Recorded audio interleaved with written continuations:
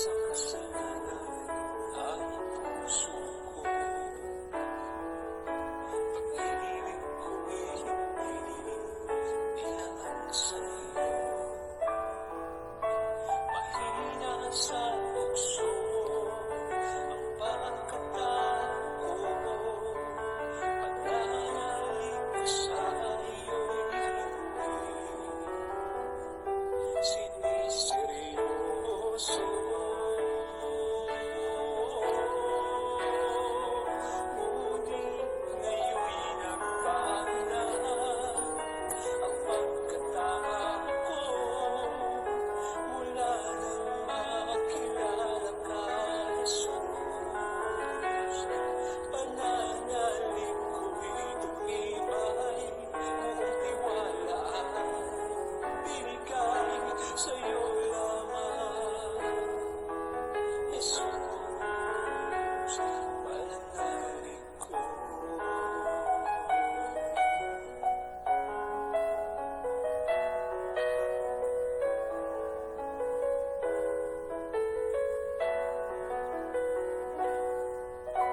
Nabuhay sa kasalanan ang puso. Pag-ibig ko'y hindi nilaan sa'yo. Mahina sa tukso ang pagkatao ko. Pananalig ko sa'yo'y hindi siniseryoso. Ngunit ngayon'y nagbago na ang pagkatao ko.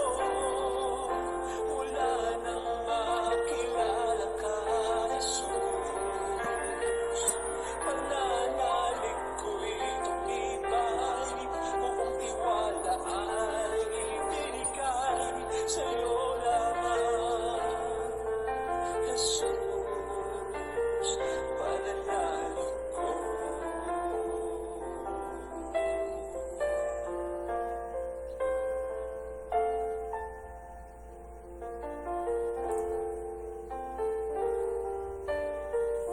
Para lang sa'yo.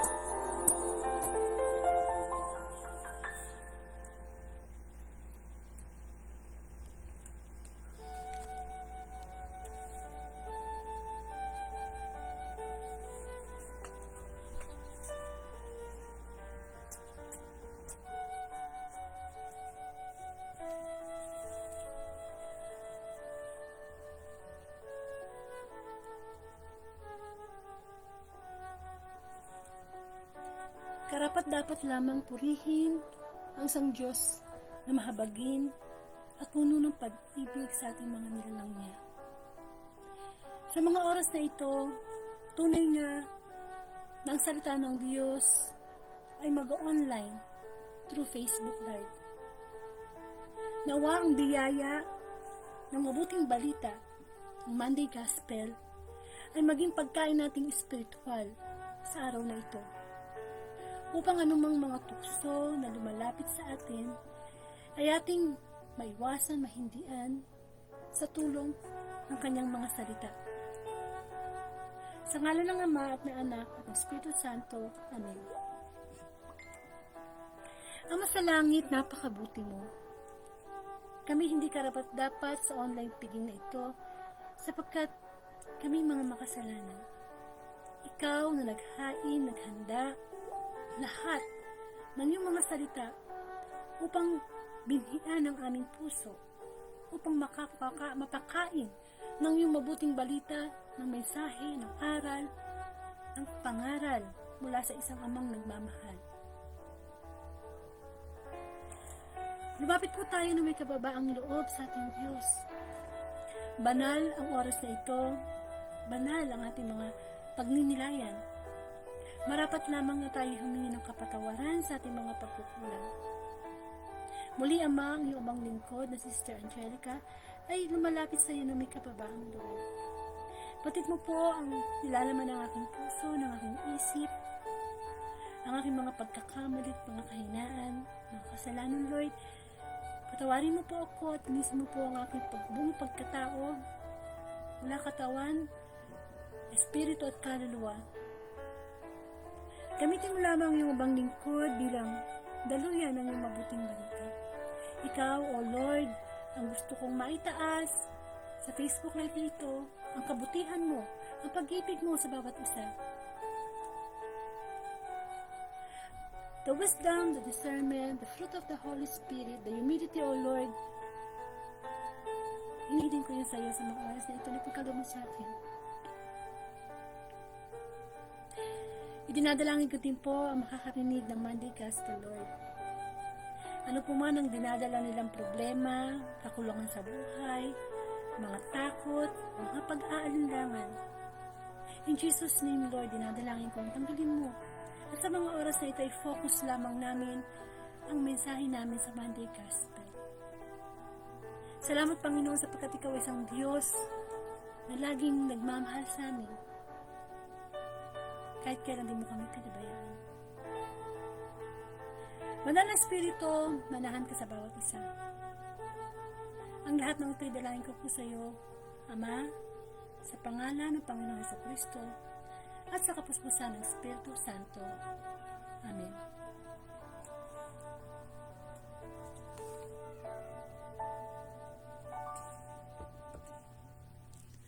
Bigyan po natin ng parangal ang mabuting balita. Hallelujah, hallelujah. Purihin ka mang Diyos na makapangyarihan sa lahat. Hallelujah, hallelujah.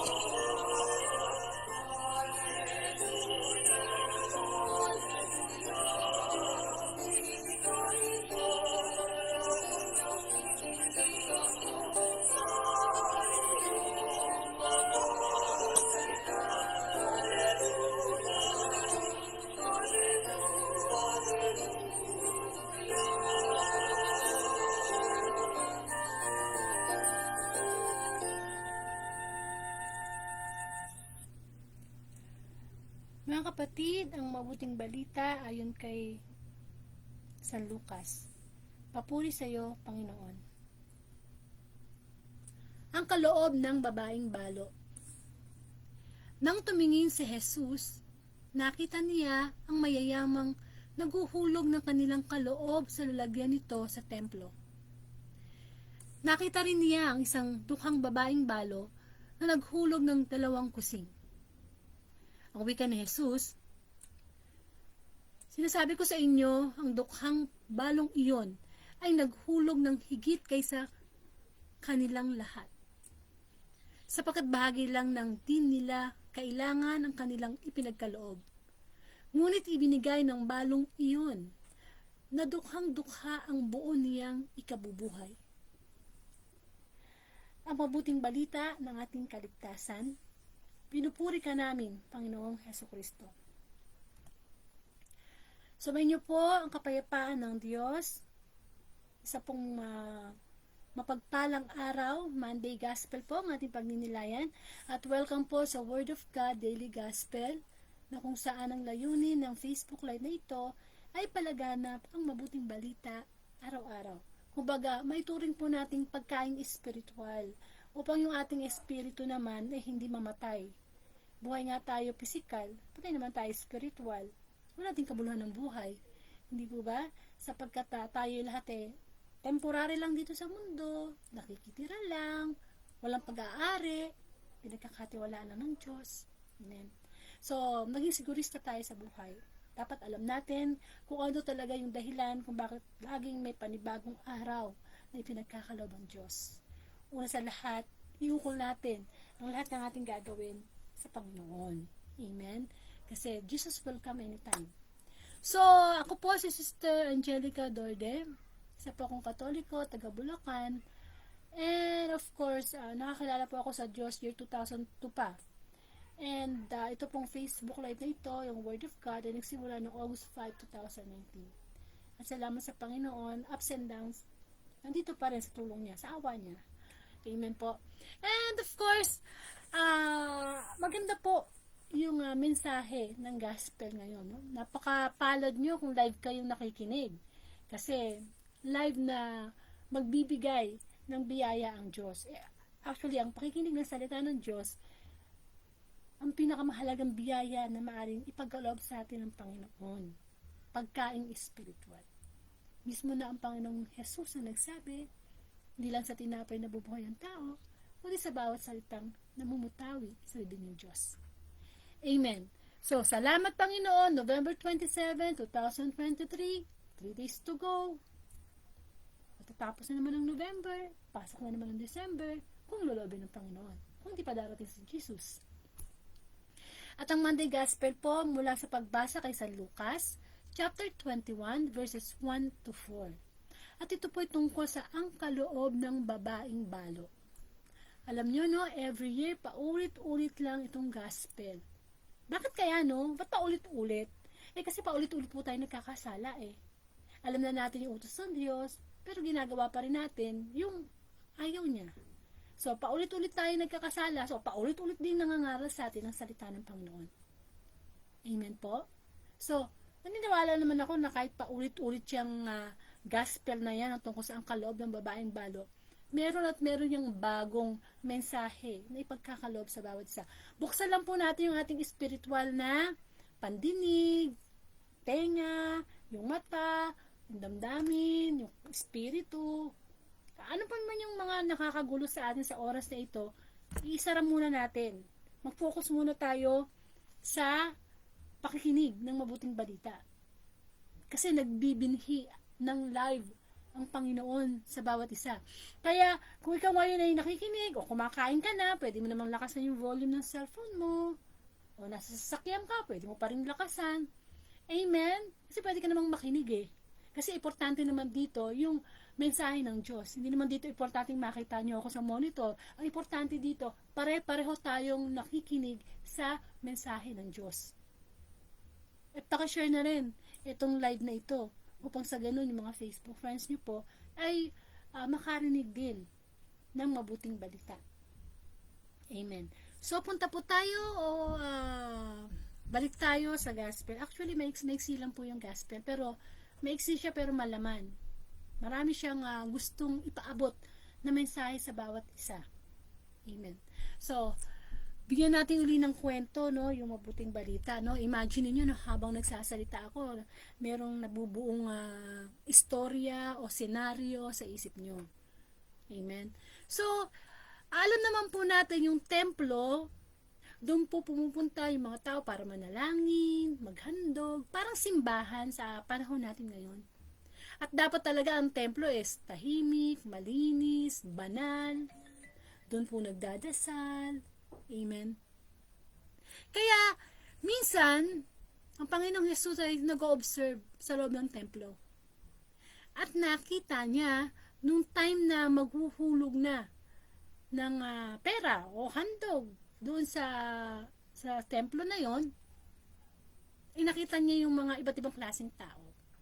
At natuon yung pansin niya doon sa mayayaman na maghuhulog ng kanilang kaloob doon sa lalagyan ng templo. Kasi alam naman po natin, sa templo pwede pumasok ang mayaman, ang mahirap, kahit anong uri ng tao, tinatanggap sa templo. Amen. So na-focus yung attention niya doon sa mga mayayaman at na-focus din yung attention niya sa isang babaeng matanda na balo.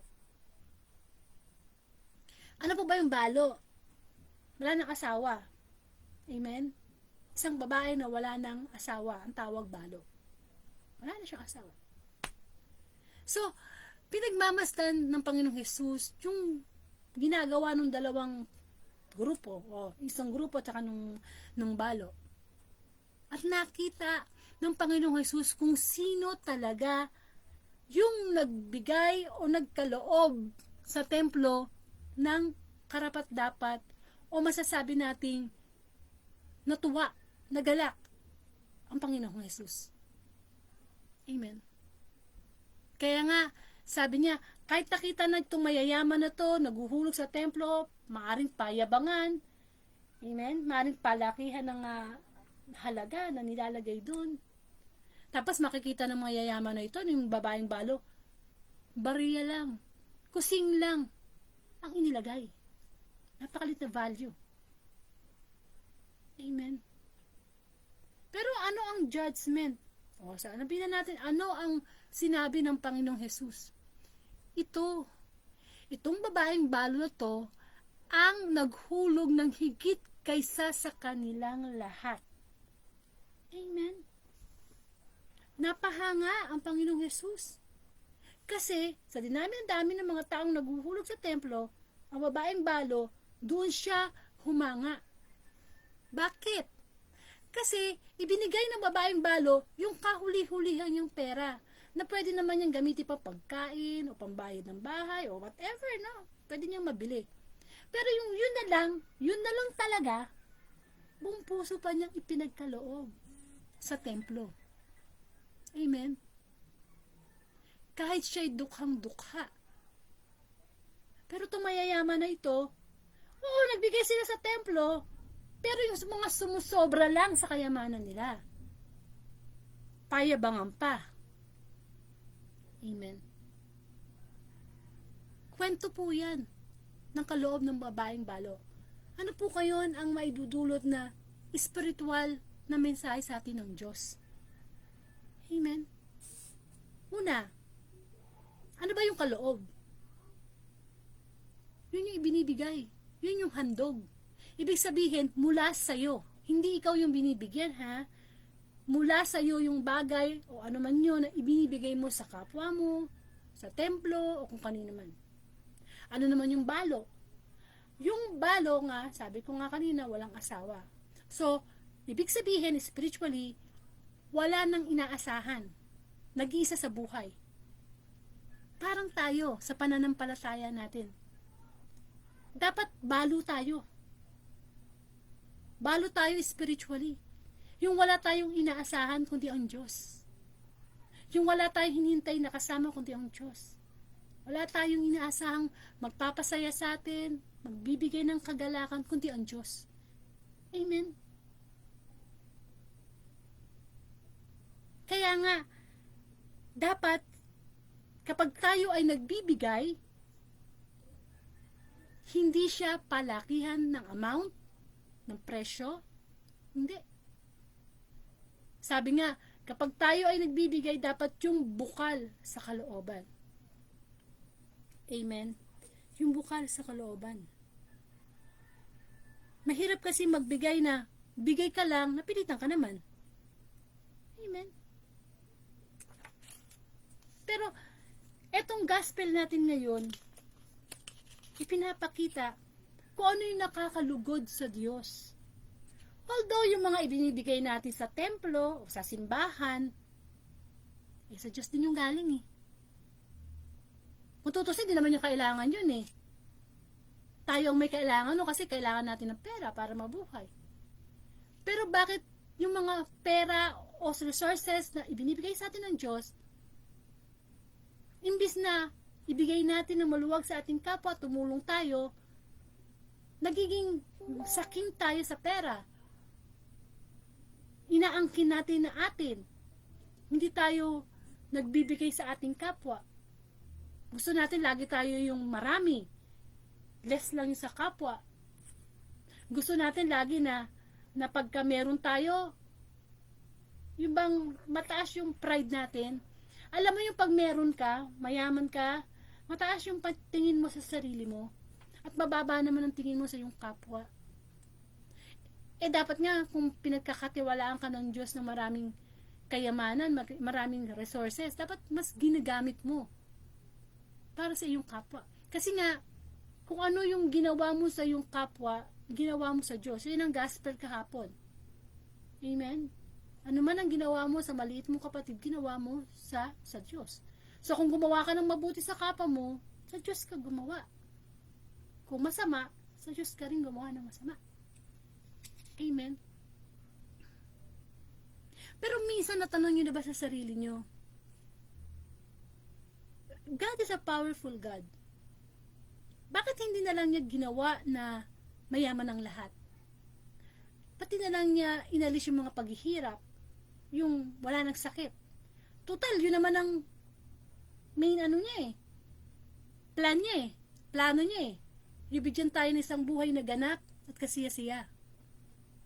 Amen? Para wala na nag-aaway sa pera. Wala nang, lahat na mayaman, lahat na. Wala na pagtatrabaho basta lahat mayaman. I just imagine kung gaano magiging tamad ang mundo, ang mga tao sa mundo. Amen? Kasi nga, si God, hindi lang siya powerful. Punong-puno siya ng karunungan. Hindi niya papayagan na ibibigay sa kanyang nilalang ng ganun lang kadali ang mga bagay. Bakit? Ito yung mismong anak niya ang Panginoong Jesus Anak na niya yun Pwede naman niya isiting pretty na lang sa langit Pero ibinigay ng Ama ang anak sa atin. Dahil sa sobrang pagmamahal ng Diyos sa atin. Ganyan na lamang ang pag-ibig ng Diyos. Kaya ibinigay niya ang kanyang buktong na anak upang kung sino mang sumampalataya sa kanya ay hindi mapahamak, bagkus magkaroon ng buhay na walang hanggan. Amen. Kaya kung si Kristo nagdanas ng hirap, dapat tayo din. Marunong din tayo dapat magsakripisyo. Amen. Pinagkaloob sa atin ng Ama ang anak. Hindi yung barya, hindi yung kusing, hindi yung maraming pera na ipinagkaloob ng Ama sa atin, hindi. Priceless. Hindi tayo ipinako sa krus.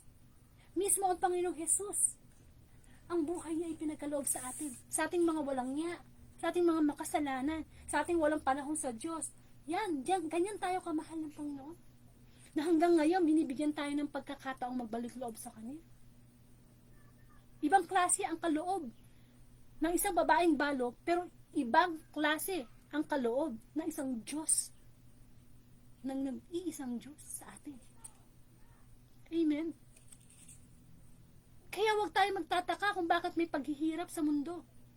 Kasi gusto tayo turuan ng Diyos ng magandang asal. Hindi naman kasi pwede lahat mayaman Kailangan, bago malaman na mayaman ka, kailangan merong mahirap. Kailangan bago malaman kung anong damdamin ng isang nalulungkot, dapat alam mo yung damdamin ng nagiging masaya. There's always be opposite. Amen. Tingnan nyo, paano nagpapagaling ang Panginoong Jesus? Pisikal. Pinapagaling niya yung mga bulag nakakakita. Pero huminto ba siya doon? Hindi, may opposite yun. Physical healing and spiritual healing. Kapag gumaling ka na, pinagaling ka na ng Panginoong Jesus mo, sa pagkabulag mo, nakakita ka yung spiritual, yung physical eyes mo nakakita. Ang kasunod nun, yung spiritual eyes mo ang makakita kasi nabubulag tayo sa kasalanan Amen. Kaya nga may araw, may gabi. May itim, may puti. Para balanse ang lahat. Na kapag alam na natin na, ay masama pala ang bisyo, hindi na tayo tutuloy. Kumbaga, lalakas ang faith natin, ang love natin kay God, dahil iniiwasan na natin yung mga tawag ng laman, yung mga tukso ng demonyo, yung mga tukso ng mundo. Mas masarap makuha ang langit na pinaghirapan. Parang kayamanan yan Mas gusto mo ba manalo ka lang sa loto, instant millionaire? Hindi ba mas masarap yung yumamang ka sa hirap, pinaghirapan mo sa tulong ng Diyos? Amen. Paano tayo nagiging kamukha ng mga mayayamang naghulog sa templo na payabangan? Ganun tayo Hindi lang in terms of money. Pag sa simbahan ba, magkano ba kayo magbigay? Di ba merong part sa misa na yung kinakanta yung tanging alay ko, tapos merong inaabot na supot. Yung ba talagang galing sa puso O yung ba barya-barya na tira-tira lang? O yung ba yung tipong, ito'y pagkakaloob ko sa'yo, Diyos. Ito'y para sa'yo. Yung bang tipong maghuhulog ka ng barya doon sa supot, ayun lang ang kaya ko, Lord eh. Pero paglabas mo ng simbahan, buong 20, 50 pesos, pambili mo ng sigarilyo. Pangsugal mo. Mas malaki pa yung ibinigay mo doon sa mga bisyo kaysa doon sa para sa Diyos. Amen. Paano ba tayo dapat magbigay? In terms of money, time, skills, treasure? Kung ano yung naging kalugod-lugod sa paningin ng Panginoong Hesus. Kung ano yung nakita niya sa babaeng balo. Walang-wala. Pero ibinigay pa kung ano na lang yung meron sa kanya. Tayo ba kaya natin gawin yon? Yung bang wala ka na, pero nakakatulong ka pa. Yung wala ka na, pero handa ka pang magbigay. Yan naman ang sabi ng Panginoong Hesus eh. Hindi karapat-dapat na maging alagad ko ang isang taong hindi niya kayang i-give up ang kanyang buhay para sa Panginoon. Hindi niya kayang na mas mahal niya ang kanyang buhay kaysa sa Diyos. Oo, yung mga mayayaman, nakapagbigay sa ng malaki. Tayo, hindi naman sinasabi ni Lord na magbigay din tayo ng sobrang laki o malaking halaga. Hindi eh. Ang main point dito, ano yung dahilan bakit tayo nagbibigay? Ano yung dahilan bakit yan ang ibinigay mo? Maraming milyonaryo, bilyonaryo, ang pwedeng magbigay ng malaki. Milyon-milyon, baka ipatarpulin pa eh. Nagbigay ng 1 million, halimbawa, para tumulong kunyari sa kapwa. Ipinalathala pa, i-Facebook live pa. Oo, nagbigay siya ng 1 million. Pero ang natira sa kanya, 100 million. So, ano yung binigay niya? Yung sobra lang. Yung gusto lang niya. Kailangan may reserve siyang mas malaki sa kanya. Yung hindi siya maubusan. Amen. Minsan ganun tayo eh. Ibinibigay natin ang pag-ibig, ang tulong sa ating kapwa, kung ano lang yung sobra. Kung ano lang yung kaya. Pero kung tutusin, pwede tayong magbigay ng tulong, ng pagmamahal sa ating kapwa, ng kung ano lang, kung ano yung meron tayo. Na minsan kahit mawala na tayo eh. Diba? Ang mga nanay, they will sacrifice their lives para sa anak. Iaalay ng isang ina ang kanyang buhay sa kanyang mga anak.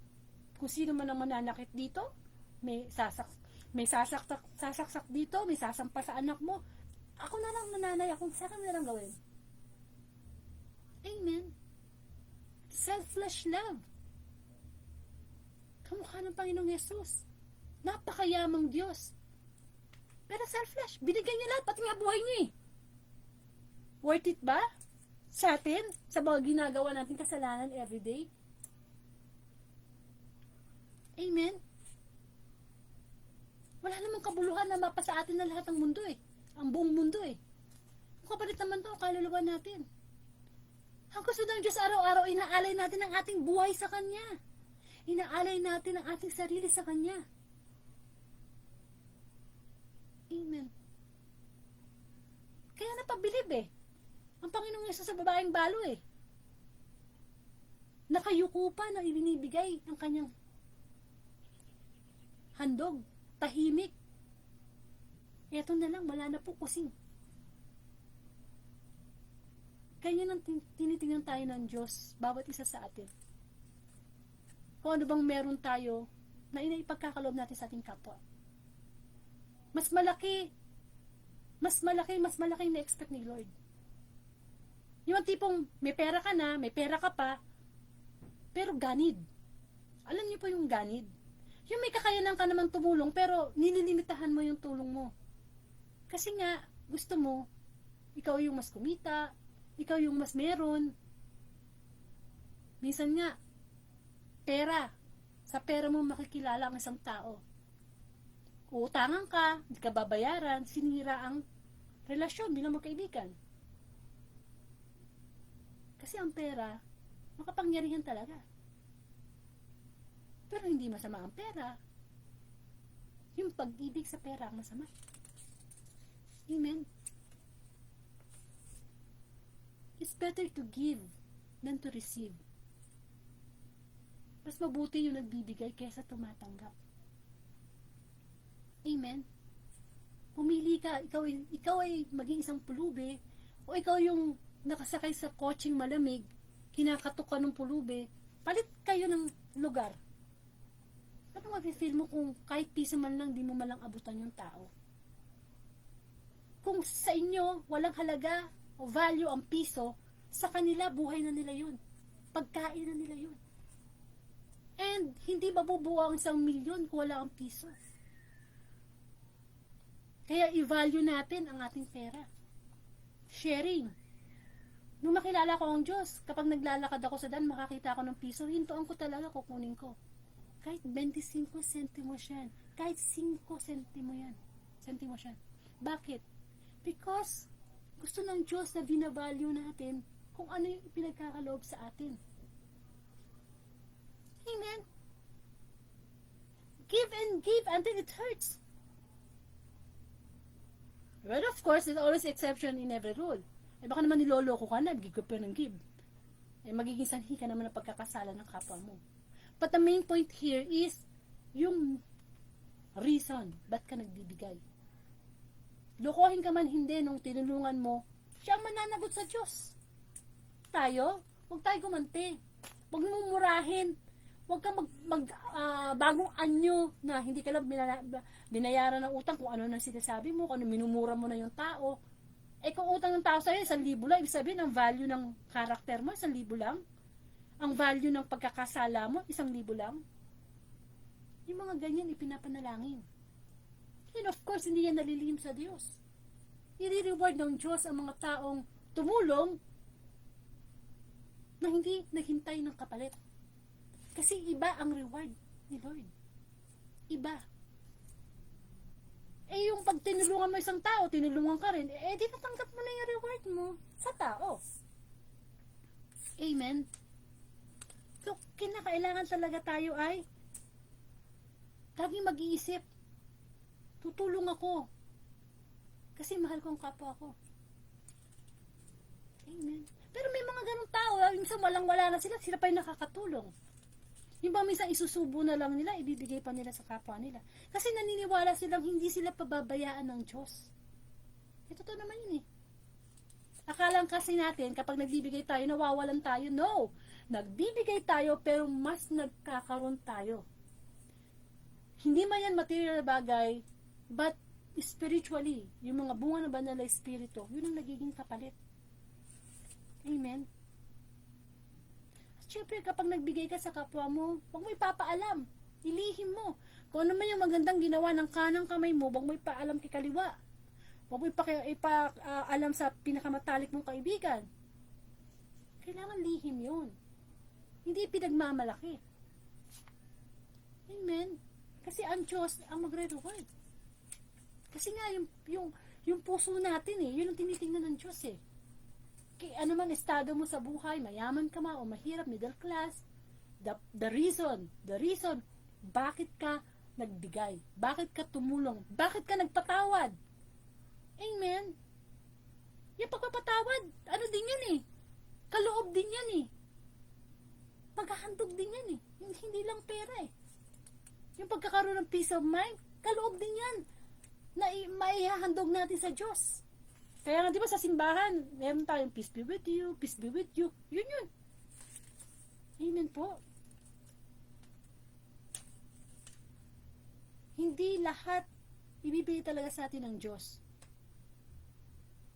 Pero kung anong meron tayo, makontento tayo, magpasalamat tayo, at matuto tayong magbigay. Amen. Kasi, yung pagbibigay na yan, kapag bukal yan sa kalooban mo, lagi kang magpapasalamat sa Diyos.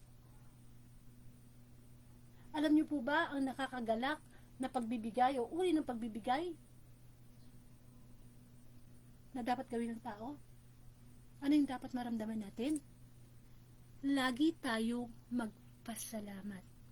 Ano man ang meron tayo ngayon, ano man yung suliranin natin ngayon, ano man yung hinaharap nating problema ngayon, lagi tayong magpasalamat. Sapagkat ang taong laging sanay magpasalamat ay nagiging kontento. Nagsasara sa kanya ang mga pinto, ang mga bintana ng pagrereklamo. At natututo siyang magbigay ng papuri sa Panginoon. Kaya ka dapat, kung blessed ka sa buhay mo ngayon, ang way o ang paraan ng pagpapasalamat mo ay yung ibalik mo sa kapwa mo, yung na-receive mo. Huwag mong suluhin. Kaso nung pandemic, anong nangyari? Na-announce lang sa news na, magla-lockdown, kailangan mag-ipon kayo ng mga pagkain sa inyong bahay. Ano nang ginawa ng ibang may pera? Halos ubusin na yung tinda ng grocery. Paano naman yung kapwa mo? Wala na silang mabili. Ang masakit ka, wala pa silang pambili. We have to be sensitive also sa feelings ng ating kapwa. Hindi puro, hindi natin yung feelings natin. Kung minsan nga, tumutulong lang tayo sa mga taong kamag-anak lang natin mga mahal natin sa buhay. Pag hindi natin kamag-anak, hindi natin mahal sa buhay, stop! Yan lang ang tulong ko sa mga mahal ko, kadugo ko, yan lang. Beyond that, ang ni-expect sa atin ng Panginoon. Yung pagtulong natin sa mga taong hindi makakaganti ng tulong sa atin. Yan ang gusto ng Panginoon. Kung tulong lang ang pag-uusapan, ang daming dapat tulungan sa buong mundo. Pero kung magiging maramot tayo, magiging maramot din ang Diyos sa atin. Sapagkat kung ano ang takalang ginagamit mo sa iyong kapwa, ay eksakto. Yun din ang takalang ibibigay sa iyo ng Diyos. Pero kung ikaw yung tipo ng taong tumutulong, at nagpapasalamat ka dahil yung tulong na ginawa mo, hindi ikaw yun. Paggabay yun ng Banal na Espiritu. Lagi ka magpapasalamat sa Panginoon. Thank you, Lord, ginamit mo ako instrumento para makatulong sa aking kapwa. Thank you, Lord, tinulungan mo ako na mabigyan ko ng advice yung aking anak na huwag kang mag-aadik, huwag kang pabubuntis, mag-aral kang mabuti. Hindi ba? You will keep on thanking God. Because meron kang naibibigay Mahirap pagbigay ng peace of mind kung wala yun sa'yo. Kaya kung meron ka nun, ibigay mo, ibahagi mo. At bumabalik yun ng siksik, liglig at umaapaw. Ang nagbibigay kahit kailan hindi naghihirap, hindi nababawasan. Amen. I-try nyo ang kabutihan ng Diyos. Upang malaman nyo na ang Diyos hindi maramot. Ano bang pangarap mo sa buhay mo ngayon? Ipagdadamot ba yan ng Diyos? Hindi. Ibinigay niya ang kanyang buktong na anak, yung pakayayang simpleng bahay, makatapos ng pag-aaral yung mga anak, gumaling ka sa karamdaman mo, kaya yun ibigay ng Diyos. Kaya niya ikaloob sa atin yun, ipagkaloob. But of course, we have to seek first the kingdom of God. Amen. Kapag tayo po ay tumutulong sa ating kapwa, iwasan po natin itong tatlong bagay. Una, kapag tumulong ka sa kapwa mo, huwag ka nang manunumbat. Amen. Tumulong ka na nga tapos nung hindi makaganti sa'yo, o nung nagkagalit kayo, sinusumbat mo lahat. Wala siyang utang sa'yo. Kasi nga, yung itinulong mo sa kanya, galing yun sa Diyos. Sa Diyos siya may utang. Sa Diyos siya nagkasala. Ang tinuturo sa atin ng Diyos, umunawa, magpasensya, magpatawad. Hindi yung kapag may ginawa sa ating masama, para bang, akin to bakit ginawa mo to hindi pa. Nakakalimutan natin, mindset, na hinihiram lamang, temporary lang, ang lahat ng meron tayo. Huwag tayong manumbat kapag tayo ay nagkakaloob ng tulong. Tulong man yan financial o tulong man yan emotional. Amen. Manunumbat. Pangalawa, kapag tayo tumutulong, huwag tayo maghihintay ng kapalit. Iyan ang nakakasakit ng damdamin Yung pagkatapos mo siyang tulungan, lalo na sa panahon ng kanyang pangangailangan, walang nihain ka pa. Or, humihintay ka ng kapalit. Or, nagiging mabait ka sa kanya kasi humihintay ka lang ng kapalit. wag na wag. Sapagkat ang kapalit, ang reward dapat sa Diyos, hindi sa tao. Pangatlo, kapag tayo ay nagkakaloob, dapat mula sa puso. Yung reason, yung dahilan. Lagi nating suriin ang ating sarili. Amen. Na pag may lumalapit at pulubi sa'yo, iniisip mo kaagad na si Kristo yun, na nagbabalat kayo. Kaso yun nga, sabi ko, 1 piso, 5 piso, na lang muna ang ibibigay mo. Katakot-takot na judgment pa inano ng tao sa'yo Mahirap kaya mamalimos. Dignidad mo ang ipinapakita mo sa tao. Binababa mo yung dignity mo para lang humingi ng pera pangkain. Amen. Ano bang gusto mo? Yung tabihan ka ng isang tao na ang ganda-ganda ng damit, ang bango-bango, ayun pala naman magnanakaw. O isang taong nakikiusap ng limos sa'yo, bigyan mo. Mas mabuti na yung humingi kaysa magnakaw. Magiging kasing magiging para tayong kwento ng Good Samaritan na hindi pinansin ng saserdote at ng levita yung nabugbog na tao. Ganun yun Pag tayo ay nagpa-pass by ng mga pulubing humihingi ng tulong, para tayong levita o saserdote na pinapass by natin. Kahit piso lang yung ibigay mo, nakagawa ka ng kabutihan. Amen. Kaya diba wala sa amount Ibigay mo man ang lahat-lahat ng kayamanan mo, kung masama naman, ganid naman ang reason mo, baliwala yan sa Panginoon. Amen. So wag tayo manunumbat, wag tayo hihingi ng kapalit, at kailangan laging para to glorify God yung pagbibigay natin. Instrumento lang tayo. Tagahatid ng tulong. Hindi tayo dapat parang maging langaw na nakatungtong sa likod ng kalabaw na feeling natin mas mataas pa tayo sa kalabaw. Kahit kailan hindi tayo tataas sa Diyos. Dapat ka, the more na yumayaman ka, the more na bumababa yung standard mo. I mean bumababa yung kalooban mo. Naging mas humble ka. Amen. Hindi naman maramot ang Diyos Hindi naman sinasabi ng Diyos, oy, yaman-yaman mo, milyonaryo ka ha. Ibigay mo lahat yung kayamanan mo huwag kang magsusuot ng mga branded na na mga damit huwag kang magta-travel sa ibang bansa. Hindi. Ibinigay nga ng ama ang anak ang kanyang buhay Yung pa kayang mga bagay na yun na material lamang. Kung mayaman ka, unahin mo muna ang pagtulong sa Diyos. Tapos pwede kang mag-abroad, pwede mong bilhin ng pinakamahal na sapatos. Gusto din ng Diyos na ma-enjoy mo yung buhay mo. Ang masama, puro na lang yung sarili mo yung ina-enjoy mo. Hindi ka na tumutulong sa kapwa mo. Ayun ang hindi ka lugod-lugod sa Diyos. Amen. Kaya hindi masarap mangarap ng mga mamahaling bagay. Mamahaling gadgets, hindi. Ang gusto lang ng Panginoon, dapat nauuna siya doon. Amen po. Ang babaeng nagkaloob ng ikabubuhay niya, sa atin, itinatanong ng Diyos, hanggang saan ang limit mo? Kaya mo bang ihandog yung sarili mo sa iyong kapwa? Amen po. Kapag ginagawan po tayo ng masama ng ating kapwa, lagi natin ipasa Diyos yun. Huwag po tayong maghiganti. Amen. Kasi hindi naman po nadiligid yun sa Panginoon ang kaso pag ginagawan tayo ng masama nating kapwa, ang tendency natin gumanti, manghusga, daig pa natin ang Diyos. Samantala ang sinasabi sa atin ng Panginoon, sumunod ka lamang sa mga utos ko. Oo lang ang sagot mo, huwag ka ng mga tuwiran. Amen. Sana mapagnilayan po natin na maging kawangis tayo ng babaeng balo. Na kapag tayo tumulong sa ating kapwa, mapapera yan, mapadamdamin yan, o kung ano man yan. Dapat alam nating nakikita ng Diyos yung reason natin. Amen. Nakikita ng Diyos.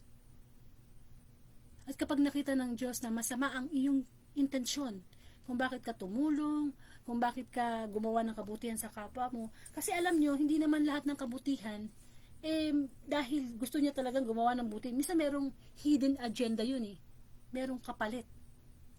Amen. Tingnan niyo ang Panginoong Jesus nung tinukso siya sa ilang. Hindi ba may tukso sa Panginoong Jesus na sabi ng diablo, inakyat ang Panginoong Jesus sa pinatutuktok ng bundok at ipinakita sa kanya lahat ng kaharian, lahat ng pwede niyang makuhang kayamanan.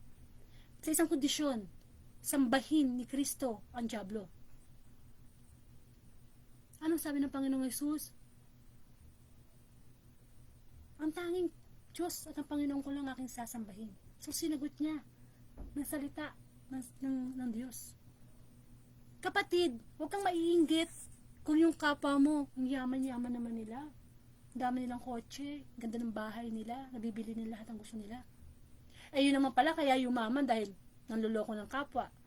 Maaring korap na sa gobyerno. Sabihin na natin na yumaman dahil sa panloloko ng kapwa. Ibig sabihin, si Satanas, kaya din niyang magbigay ng kayamanan. Amen?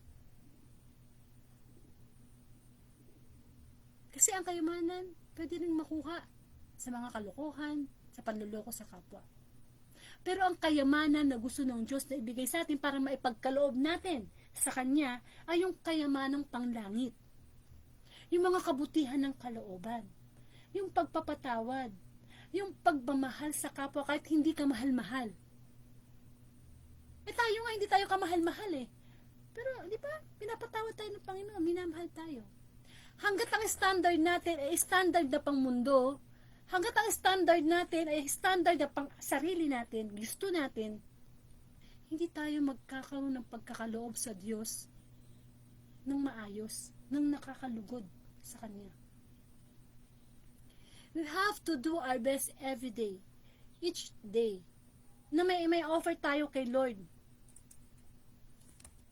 At ang ino-offer natin kay Lord, yung buhay natin. Yung kahit masaktan ka, kahit wala ka na, para sa iyo, Lord, ibibigay ko. Kahit walang-wala na, huwag lang ikaw ang mawala sa aking buhay, Panginoon. Amen. Ganyan ang babaeng balo. Mahal niya ang Diyos. Kaya kahit alam niya na yun na lang, alam niya na God will provide. May gagawin ng Diyos. Ibabalik sa Kanya kung ano man yung ibinigay niya. Siksik, liglig at umaapaw. Totoo po yun. Hindi lang natin ma-appreciate ang blessing ni Lord na akala natin mauubos. Kapag nasa Panginoon ka, hindi na uubos ang blessing. Materially man yan, lalo na spiritually, napakadami na pwedeng ibigay sa atin ng Panginoon. Isipin lang natin kung paano natin ito ipagkakaloob sa Kanya. Amen? Like Cain and Abel. Cain, di ba? Anong klaseng handog ang binigay niya sa Diyos? Compare sa handog na binigay ng kapatid niya, na pinatay niya. Amen?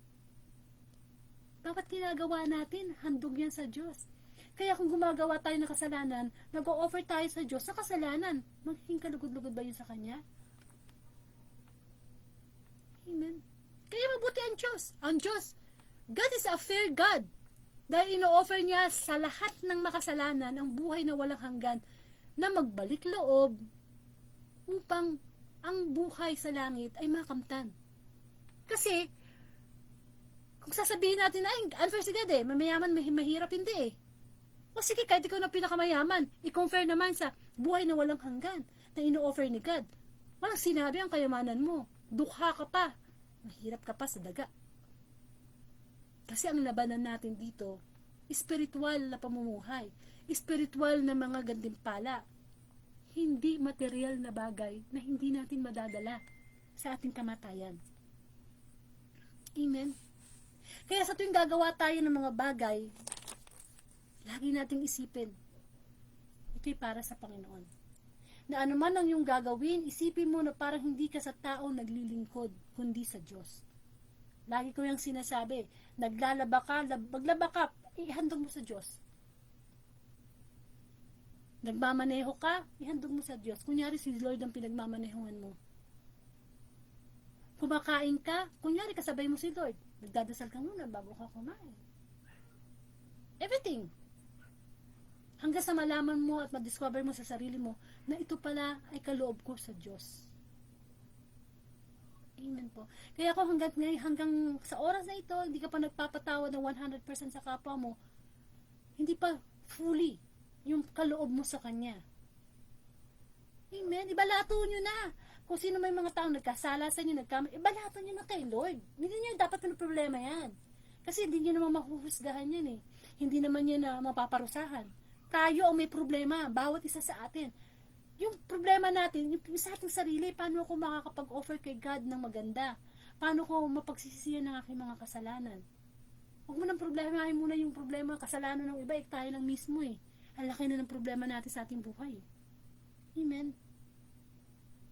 Kaya nawa, pag nilayan natin itong spiritual na mensahe ng Diyos, yung ating pagbibigay ng time, skills, pera, pagmamahal, ito ba ay karapat-dapat at kalugod-lugod sa Diyos? Kung binibigyan lang natin ng kasiyahan ang tao, nagkakamali tayo sa uri ng pagbibigay na ginagawa natin. At bawat kilos natin sa araw na ito, tayo ay nagkakaloob sa Panginoon. Kaya pag minura mo yung kapwa mo, minura mo ang Diyos. Pag nilapastangan mo ang iyong magulang, nilapastangan mo ang Diyos. Amen? Napakabuti ng Panginoon. Hindi kinakailangan ng mataas na pinag-aralan para tayo makapunta sa langit. Kung minsan nga, kung sino pa yung may mataas na pinag-aralan, yung pa ang kulang sa kagandahang asal sa pagsunod sa Panginoon. Amen po. Nawa, maging Christ-like tayo. Amen po. Kung ang babaeng balo, nakakitaan, nakababa ang loob, how much more pa kaya ang Panginoong Jesus? Na gusto ng Diyos na maging maposes natin yung kababaang loob na yan. Amen po. Walang yabang, mababa ang kalooban, yan ang gusto ng Diyos. At yan siya nalulugod. At yan siya nagbibigay ng gantimpala. Hindi lang gantimpala. Lahat ng pangako niya sa Bible, tutuparin niya sa atin. Ang tao pag nangako, napapako. Pero ang Diyos pag nangako, talaga namang tinutupad niya. May magbabago sa ating buhay. Amen po. Magkaroon po tayo ng closing prayer. Ama, muli maraming salamat po sa pagpapaalala niyo po sa amin kung paano po kami naghahandog sa iyo. Sorry Lord sa mga pagkakataon na mas inisip namin yung pangangailangan namin kaysa pangangailangan ng iba. Sorry sa mga pagkakataon naging maramot po kami, naging sakim, yung meron na kami, inaanggi pa namin yung iba. Patawad Panginoon, turuan mo kami, pagalingin mo po kami Panginoon sa aming spiritual na karamdaman, sa pagiging maramot, pagiging makasarili, pagiging mapaghusga. Turuan mo kami Lord na magbigay mula sa aming puso. Sapagkat ang ibibigay namin Lord, ay galing din naman sa iyo. Palagay mo sa isipan namin na kami instrumento mo lamang, na wala kaming pagmamay-ari. Ikaw ang nagmamay-ari kahit ng buhay natin. Lord, maraming pong salamat. Patuloy ko po idinadalangin ang mga may karamdaman. Kamukha ni Boy Abelia, sa banig ng karamdaman, Lord.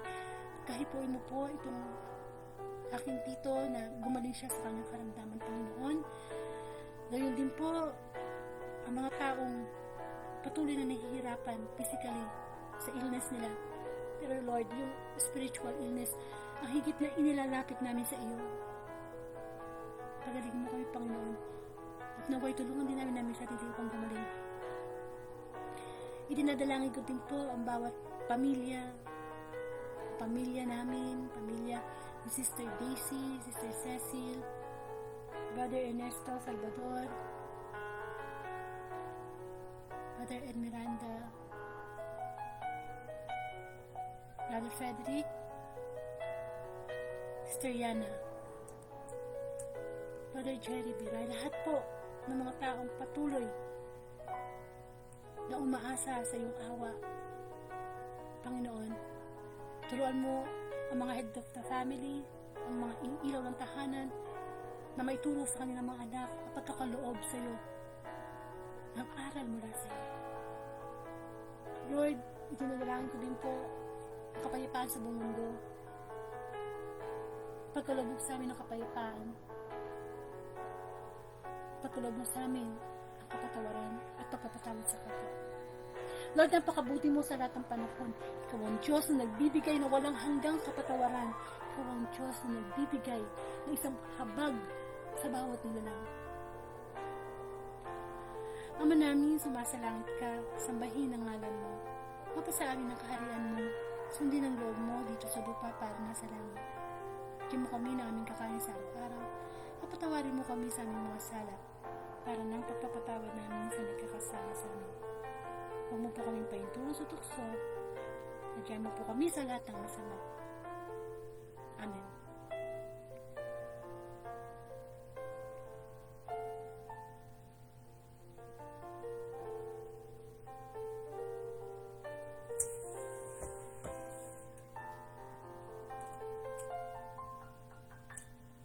Amen. Muli maraming salamat Panginoon sa ibininhi mong mabuting balita. Tunay nga na tayong nagkukulang sa pagkakaloob sa Diyos. Nawa pag-aralan natin sa tulong niya na maging bukas palad tayo sa ating kapwa. Kasi wala naman talagang taong nabubuhay para sa sarili lamang eh. We cannot live, no? Sabi nga, no man is an island. Nawa lagi ang purpose ng ating pagbibigay yung may pag-ibig. Napakahalaga niya, no? Aanihin mo yung nagbigay ka ng walang pag-ibig. Amen po. Ang Diyos ay pag-ibig. At nawa, lagi natin siyang alayan ng isang alay na nakalulugod sa Kanya. Sapagkat ang alay na ito ay galing din naman sa Diyos na ibinabalik lang natin sa Kanya na may pag-ibig. Nawa, masabi natin, Lord, ang tanging alay ko ay ito para sa iyo.